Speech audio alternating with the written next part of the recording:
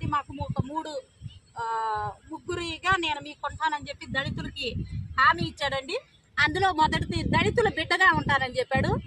2019 తర్వాత అధికారం రాగానే దళితుల బిడ్డగా, అధికార మతంతో దళితుల బిడ్డగా చచ్చిపోయి రెడ్డిగా బ్రతికాడు.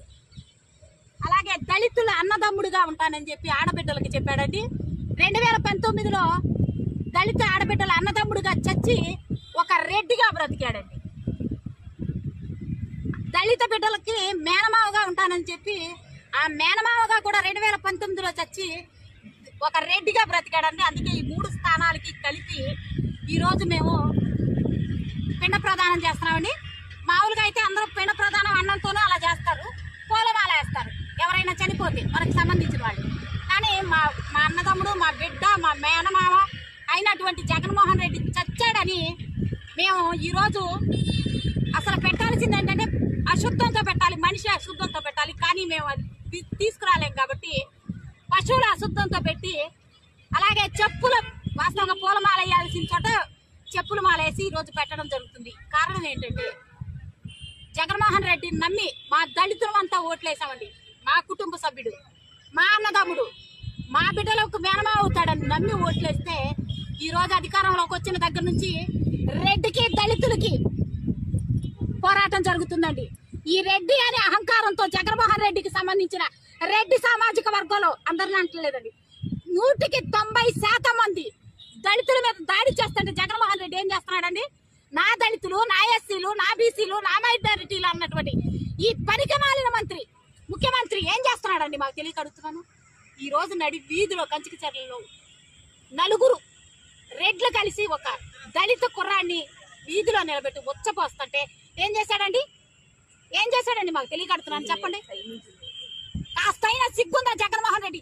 ఇప్పటికి ఎన్ని సంఘటనలు, దాదాపు 6,000 పైచిరుకు దాడులు జరిగినాయి. ఎక్కడైనా ఏ రోజైనా ఒక ముఖ్యమంత్రిగా వాటిని ఖండించాడా? దళితుల మీద వేల కొలది దాడులు జరిగినాయి, అత్యాచారాలు జరిగినాయి, శిరోమండనాలు జరిగినాయి. దేనికి స్పందించాడండి జగన్మోహన్ రెడ్డి? మరి ఉన్నట్ట చచ్చినట్ట ఒక ముఖ్యమంత్రిగా ఉండి, ముఖ్యమంత్రి స్థానంలో ఉండి ఖండించావా ఏ రోజైనా? వెకిల్ నవ్వులు నవ్వుతావు. ఏమండి మేమేమన్నా బ్రిటిష్ కాలంలో ఉన్నావా?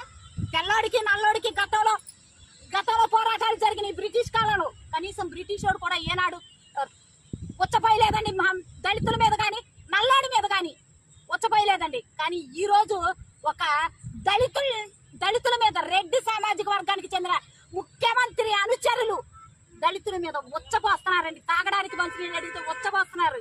ఇది ఎక్కడ రాజ్యం? ఇప్పుడు దళితులను రెడ్లకి పోరాటం జరుగుతుందా? మా దళితుల స్వాతంత్రం కోసం ఇప్పుడు పోరాడాలా మేము?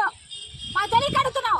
అప్పుడు ఆంగ్లేయులతో పోరాడినట్టు దళితులంతా కలిసి రెడ్డి సామాజిక వర్గంతో పోరాడాలా, జగన్మోహన్ రెడ్డితో పోరాడాలా? మాకు తెలియకడుతున్నాం. జగన్మోహన్ రెడ్డి కాస్తైనా సిగ్గు లేకుండా నువ్వు ఈ రోజు మా దళితులందరి మీద ఉచ్చపోయించి, కనీసం వాటి మీద నేను మొత్తం చూసానండి, మీడియా మొత్తం చూసారు. ఇది సంఘటన జరిగిన దగ్గర నుంచి ఎక్కడైనా ఖండిస్తాడేమోనని కనీసం చిన్న స్పందన లేదండి. ఎంతసేపు తెలుగుదేశం మీద పడి ఆడవడమే. జగన్మోహన్ రెడ్డి వచ్చిన దగ్గర నుంచి దళితుల మీద జరిగే ప్రతి దాడికి చంద్రబాబు నాయుడు గారు, నారా లోకేష్ గారు స్పందిస్తున్నారు. మేము తప్పు చేసాం, నిజంగా చంద్రబాబు నాయుడు గారి హయాంలో ఏ రోజు ఇలాంటి దాడులు జరగలేదండి. ఏ రోజు దళితులకు శిరోమండనాలు జరగల. ఏ నాడు కూడా ఎప్పుడూ జరగనటువంటి దాడులు, భయంకరమైన మూత్ర విసర్జన ఏంటంటే దళితుల నోట్లో మూత్ర విసర్జన పడతాడా? ఎవడైనా సరే దీని మీద కేసు పెడితే, ఎవడైనా సరే ఇలా చేశాడని కేసు పెడితే, మీరు దళితులతో మీ నోట్లో ఉచ్చపోయించుకోండి దానికి సిద్ధమైతే మా మీద కేసు పెట్టండి. మా కడుపు మండుతుంది, మాకు అవమానాలు కలుగుతున్నాయి. అందుకు మేము ఈ రోజున ఈ పిండ ప్రదానం చేస్తాం. లేదు ఇది తప్పని మీకు అనిపించి నా మీద కేసు పెట్టే కనుక మా దళితులందరూ మీ నోట్లో ఉచ్చపోయడానికి సిద్ధంగా ఉంటారని తెలియజేస్తూ సెలవు తీసుకుంటాం. ఈ 3 పిండ ప్రదానాలు కూడా ఈరోజు తీసుకెళ్లి వదిలేస్తున్నామండి. మా జగన్మోహన్ రెడ్డి మాకు దళిత అన్నదమ్ముడుగా చచ్చిపోయాడని చెప్పి